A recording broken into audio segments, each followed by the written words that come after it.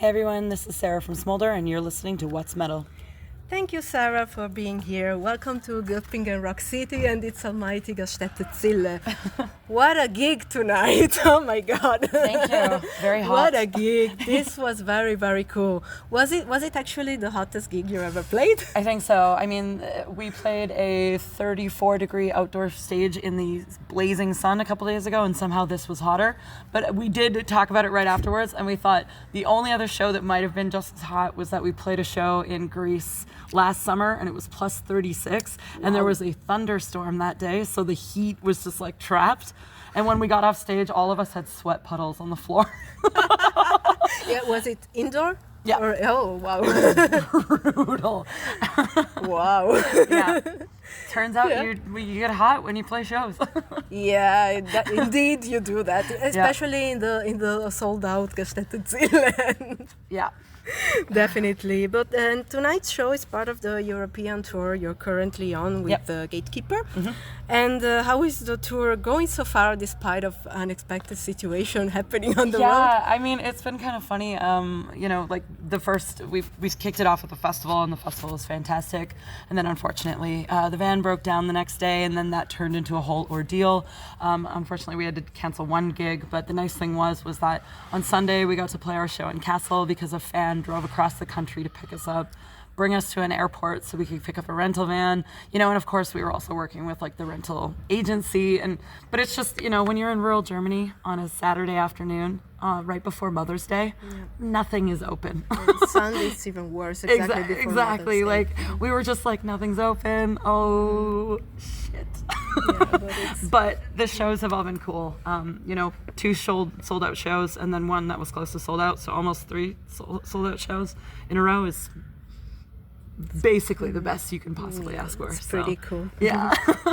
It's pretty cool. Are there any countries where you're going to play for the first time? Belgium. Yeah, Mm-hmm. I'm really stoked about that because the last time I was in Belgium was 2007. Oh. And I love Belgium. And so I'm really interested. Oh, and the UK. We haven't played there either. Mm-hmm. And we're doing 5 shows in the UK actually at the end of this tour, which is going to be really interesting. Yeah. It's exciting. I still can't believe we get to do this and that people are paying us to do this.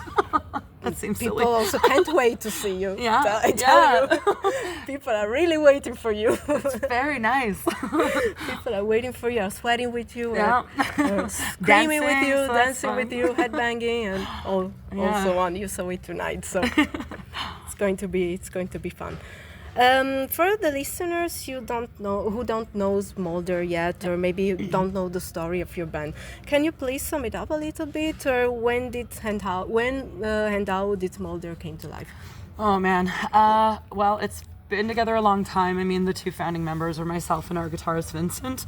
And when the band formed, I think it was at least 10 years ago, but we kind of were a basement project for a long time. I was the drummer, he was the guitarist and vocalist. And so we ended up relocating across the country.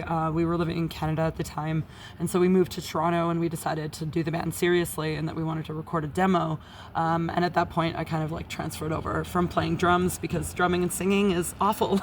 And I wish that I was that talented, but it is very difficult. So went over and just started doing vocals exclusively, and the band's theme started coming together really quickly because like I'm pretty obsessed with sword and sorcery and like high fantasy and like Pulp Fiction fantasy, and not only that, but like we wanted to do a band that basically sounded like Reverend Bazaar meets Manowar meets Omen. So like Vincent and I have very, very similar music tastes, and in the process of Smoulder getting big and releasing multiple albums, we fell in love and then got married. So now we're here in Europe. We moved to Europe 3 years ago, so it's been pretty exciting and fun for us. Oh. Yeah, it's been pretty good.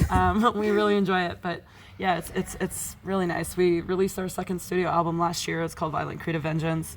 We're also very thrilled because all of our albums now have Michael Whelan album artwork, and when you're a sword and sorcery fanatic, that's like the biggest possible win. The only person who would have compared to that would be getting a Frank Frazetta painting. So a Michael Whelan, even better, because none of the women are naked. They're strong. So because they have to be. Yeah. They always have to be. Yeah, you all already mentioned swords and sorcery, and I wanted to ask you something about the topics of the lyrics. Yeah. So you already mentioned swords and sorcery, so is there anything else about that, or is it the main topic of the whole? I mean, it's the main topic, but I think like one of the main things is that there's a lot of intersections between like sword and sorcery, sci-fi, and like futuristic humanism, I suppose is probably the best way to put it. Like a lot of what draws me to science fiction in particular is like this idea that in the future, like we actually live in an egalitarian society. And so a lot of what happens with Smoulder is like, I basically reconceptualize a lot of sword and sorcery stories because, you know, there are a lot of really strong female characters throughout the books, throughout the, you know, the films and stuff, but there's not really any bands with women singing about women. It's always like male-fronted bands singing about warrior queens, and I'm just like, nah. Like, we also need to be like the villains and the witches and the evil characters in the stories. So that's really important to me, to kind of show this idea that, like, yeah, of course, women can be empowered warrior queens, but they can also be filthy, disgusting pieces of garbage, and they can do terrible, vile things, because that's a reflection of what humanity looks like, you know? So I think it's important to kind of like have that kind of idea that like women aren't some sort of like not vilified, but like glorified goddesses. It's like we're complicated people. I wanted to say almost like a female version of Manowar, but I know it's not. Yeah, always but if an all male version got together and started covering Smoulder, we wouldn't sue them. Yeah, for sure. We're not that threatened. For sure. Our femininity's not that fragile. Yeah. It's better like that. And.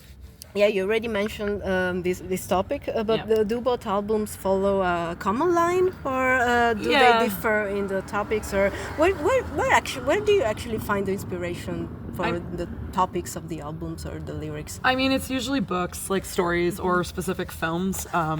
But like this album, like the last album, I think it was more pretty literal translations of a lot of different stories. Like the Sword Woman is about Robert E. Howard's Sword Woman, who's Dark Agnes. And then of course there was a lot of other things like Bastard Steel, which is about Game of Thrones. But on this new album, we tried to be a little bit more abstract, and I also started writing my own stories. And you know, like a song like Dragon Slayer's Doom for me is like the song by Smoulder that I'm most proud of. Because it's a song about like going to fight something and it just burns you alive and kills you. And I think that to me, it kind of personified the fact that like Smoulder is doom. It's epic metal, it's power metal, it's speed metal. But like at its core, it's like a doom band and an epic doom band. And that song, for me, it's like a song about, you know, going on this like huge quest, this adventure, thinking that you're going to be able to slay the dragon, but the dragon just burns you alive.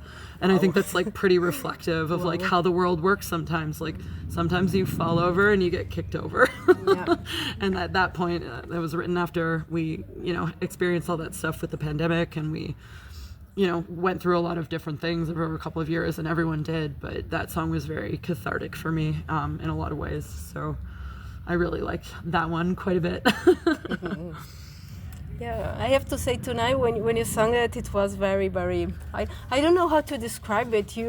I think also the audience felt that. Yeah. We felt that. I mean, not only because it was hot, but also because in your gestures, how you move when you sing, it's also a part of the show for sure. Yeah, I mean, I try to make it so that like I look like an evil, demented, like. You know, Witch King kind of thing. Yeah. Like, and I think it's meant to be like, I'm not a sexy performer. I've never been able to like be that person, but I want to be a very physical performer. And there's a lot of like singers within heavy metal who I think do that really well. Like Reverend Bizarre used to have very seedy shows where they'd all be topless and they'd all just be like sweating buckets, but they would rock so hard. And Lee Dorian of Cathedral used to do that. Like Messiah McConnellan, he used to just give it. And I just think that there's something so much more powerful about someone who gives a shit instead of someone who's like staring at their hands or awkwardly. Like, you don't need to be awkward on stage. People are literally there paying you to perform for them. Like, be obnoxious. They'll like it. No breaks. Yeah, exactly. Like And you mentioned already that you and Sean moved from Canada to Finland 2 years ago. Please correct me if I'm wrong. Almost 3 years ago. Almost 3 years ago, yeah. And while the rest of the band, I mean, the official lineup is still at the other side of the world. Let's say it's still in Canada or US, I think. Canada and the US, but our bassist just moved to Finland as well. Yeah, so, okay. Yeah. And therefore I wanted to ask you, which impact did this relocation have on the band's life, and which are the difficulties you had to face? I mean, it's kind of funny, like a lot of people think it's complicated, but it's not, you know? To me, the most common allegory that I could think of, it's like the band Metal Lucifer. Like that guy has multiple lineups all over the world, and the thing is like, we were already international. We were already spread out by a country. We did not see each other that much when we were a band that was based in North America. And like now that we can do this kind of multiple people, multiple friends in multiple countries, it actually is great because it means that the band's paying for us to travel to see our friends and family, which is really exciting and like a huge privilege. And you know, not only that, but like our drummer in North America, our permanent drummer Kevin, who helps write a lot of the songs, he's an incredibly talented guy, but he's got a baby. Okay. So he's like, I'm at home with my baby, and I'm like, yeah, you have something very important at home, you know, and that's okay. So it just works.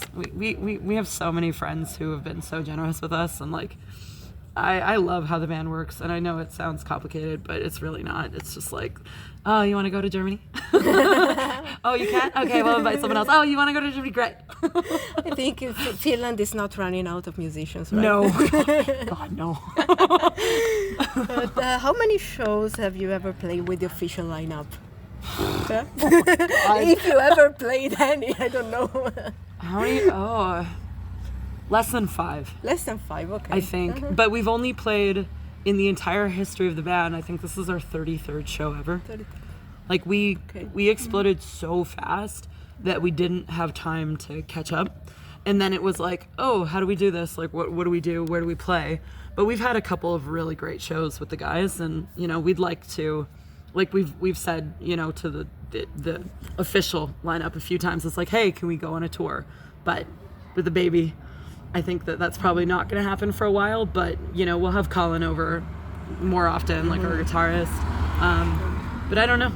Who knows what the future holds? I really hope that after Kevin's baby is older, that he'll want to come, because I think it would be really special if the 5 of us could do it. Definitely. Yeah. And did the relocation to Finland help the band reaching more notoriety? I mean, yes. do you think that in Europe, and in this case in Finland in particular, you can get more chances to play gigs and festivals compared to North America? Oh yeah. Absolutely. Yeah, I mean, the big problem with living in North America is just everything's so far apart, and there's just not that many people. And particularly when you're a Canadian band, it's a real struggle, because what touring looks like is 15-hour drives between major cities. And if you want to go to the US, you have to spend $800 Canadian per person for a work visa. So it just becomes so cost prohibitive so quickly. And the thing is, too, it's like in Europe, we have way more opportunities. People are like, oh, you're in Finland. That's a relatively cheap flights for us, so we can afford you. And it's like, yeah, like, because, you know, we're not making money, really. You know, we're breaking even. And I think most people are. But you're not breaking even when you're flying 5 people from North America to Europe. When you're doing it from Finland, it's like, you can break even on the merch. You know what I mean? It's okay. And regarding this, for sure, after moving to Finland, you have the chance to get a bit deeper into the European metal scene, I guess. And what differences are there between the metal scene in North America and the metal scene in Europe, based on your experience, of course? Do the metal fans have a different approach, in your opinion? What do you think? I do think that there is a different approach, and I think it's just due to the European quality of life being higher. It's kind of like, this is a really big topic, and I don't want to like get too hardcore into it. But the fact of the matter is that I don't think most people realize that the quality of life in Canada and the United States is like declining really rapidly. Like healthcare is no longer available. Like the cost of living crisis has gotten really extreme. Like education's going down the toilet. So I think that Europeans just in general, at least from what we've experienced, they seem happier and calmer. And I think when you're happier and calmer, you just tend to be more pleasant to be around. And it's a really weird thing to try to explain this to people because, you know, like a big part of the reason why we moved to Finland was because I have chronic illness. And in Canada, my medical bills were extremely expensive. And I was very worried that that was going to really impact me long term. And so we said, okay, all right, it's time to go. Like, I'm a dual citizen of Finland, and we knew the band was big in Europe, so we're like, let's just try it out and see how it goes.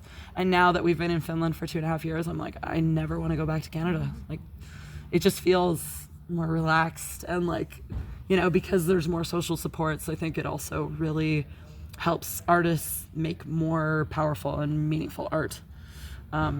So I wish that what we have now, that we could grant it to the people that are in Canada and the US, particularly in regards to like healthcare, because it is very life-changing. So yeah, that's been a very eye-opening and weird experience for us. So Finland is definitely your new home. Yeah. I would say you feel at home there. Yeah, absolutely. That's nice to hear. Yeah. Nice to hear.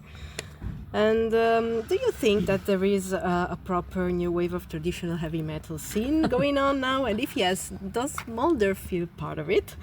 And another question regarding this, do you want to recommend any bands from this, let's call it movement or scene? Do you have any favorites? Yeah, I mean, it's funny because, like, you know, I've been a metal journalist for a really long time, and I know that I'm one of the metal journalists who helped bring this scene into recognition. But it's really weird when you're, you know, in a band that gets labeled under that but doesn't self-identify as it.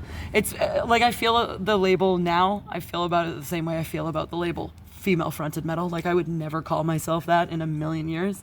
But I do think that it is absolutely, like, I'm glad that traditional forms of heavy metal, including power metal, speed metal, epic metal, doom metal, like not stoner doom, but like classic doom, I'm really glad that all of those genres seem to be producing a lot of bands. I really absolutely love, I think my favorite band that could be associated with this movement is Germany's own Grendel's Sister. I absolutely worship that band. I also love Death Rides a Horse. I love Crone. I love Solicitor.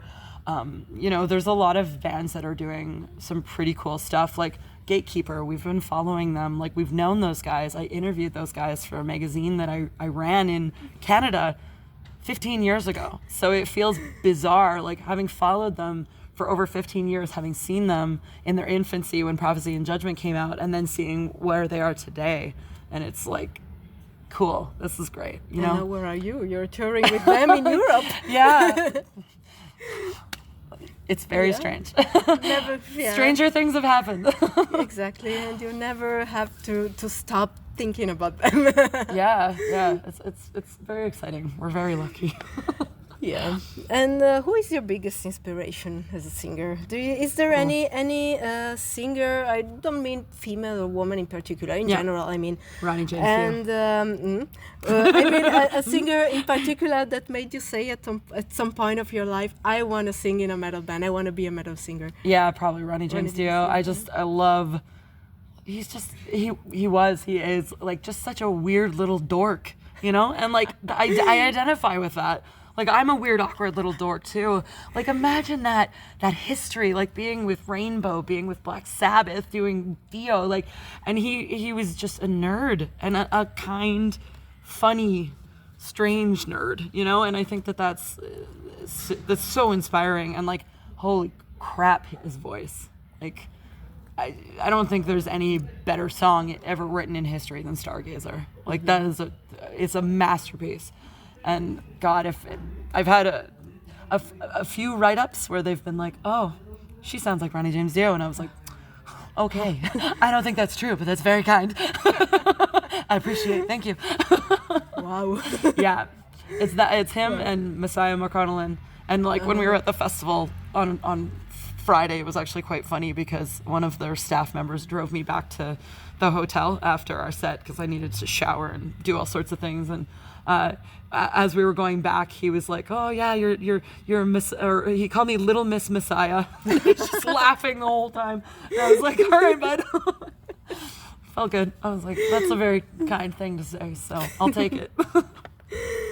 And apart from being the singer in Smoulder, You're popular in the metal scene because of your work as music journalist on Decibel magazine, on Banger TV, of course, as a host on Banger TV.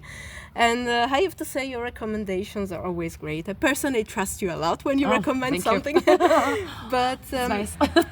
yeah, it's the truth.